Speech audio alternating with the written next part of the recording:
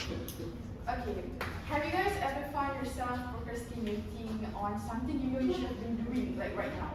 Oh, yes. Or maybe perhaps you're postponing on studying for your exam.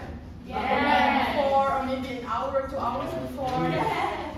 So, if you do so, this is actually a common experience for many people, which is procrastination. So, on today's topic, my name is Nurul Farzana binti Asdullah, and I will give a speech on procrastination is laziness to you guys. So, why do I choose this topic? Because I know procrastination often mischaracterized and misunderstood as a laziness from people. For usually our parents, because when we procrastinate, they thought that we're just being lazy and yada yada. So, as a procrastinator myself, I always wonder, why am I really lazy? Why is it really hard for me to start on doing tasks, doing assignment? So not until I stumbled upon this one article that elaborate more regarding the procrastination and laziness. So that's why I choose this topic. So procrastination, it may look the same with laziness on the outside, but actually those people who experience and who are feeling it, it's actually very much difference between these two. So next, okay, laziness and procrastination. So before that, I'm just gonna explain more about laziness. Laziness is a choice, and it refers to when we lack of motivation and desire to do something. For example, for Sunday, right? You may want to have a lazy kind of day on Sunday. Maybe you don't want to do anything on that day. You just want to be sleepy. You just want to be cozy on your bed. So that is lazy, not lazy, but yeah, you get what I mean, right? You just don't want to do anything. You don't want to spend your energy on that day. As strange as it may sound, but laziness is actually a choice. You can choose whether you want to put extra effort on something, or you want to put you don't want really to put everything on it. While procrastination is not a choice, and basically procrastination is an act of putting a task or delaying an action. Despite knowing that doing procrastinate, you will actually have a bad outcomes, negative consequences, but you can't help it because you are unable to do so. You are unable to just get up and start doing the task. You actually need help, like everyone who's experiencing it. And fun fact, did you guys know that many people who are struggling with procrastination, they are actually a really highly motivated kind of people. They are hardworking people, but it's just that they are overwhelmed and they are unsure. They don't know where to start, how to start. So it is important for you guys, for those people, to seek for a professional help. Next. So this is the reason why we procrastinate. First, fear of failure. These people, this can actually lead to these people, they actually they're scared of making mistakes. They're scared of failing. So they don't want they're scared of people's opinion regarding their task, their project, what they did. Usually these people, they are a warrior. They worry about what people's opinion about them. And this behavior actually can lead to anxiety, stress,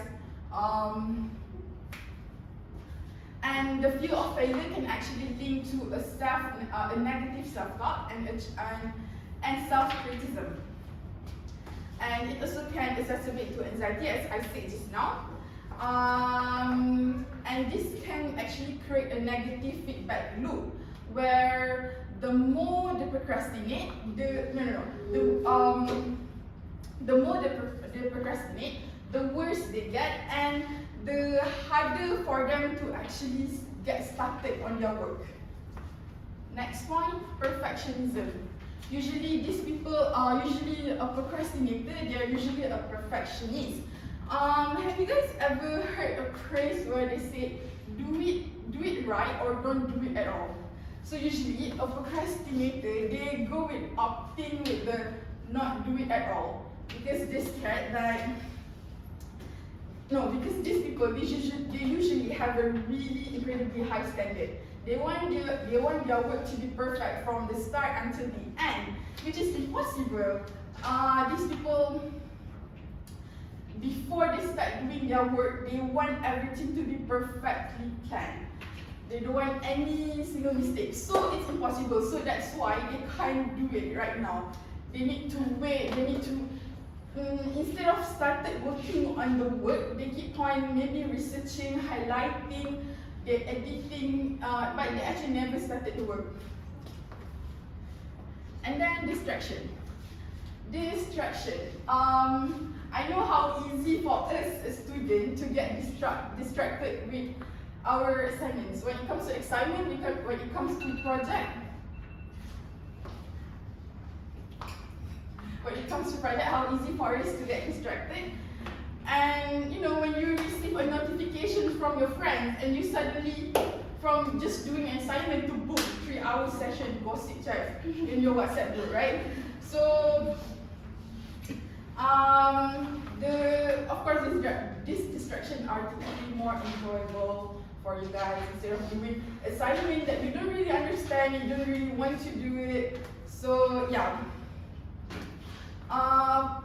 And distractions can actually create a procrastination cycle where, for example, when a person procrastinates on a task by going on the social media, which makes them feel bad about the task and which causes them to keep on procrastinating to avoid dealing with the bad feeling, when you started on social media, which causes them to keep on procrastinating even though they know there's gonna need to deal with the negative consequences at the end of it.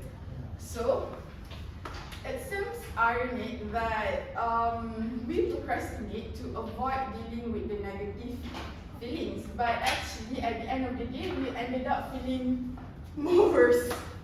So we need to understand why we procrastinate. The first step to we actually moving forward. So to conclude my presentation, I just would like to say that we shouldn't make our procrastination as our whole personality. Let's not burden others with this kind of personality. And if you have a chronic personality, I urge you to just seek help from the professional. That's all from me. Thank you, everyone.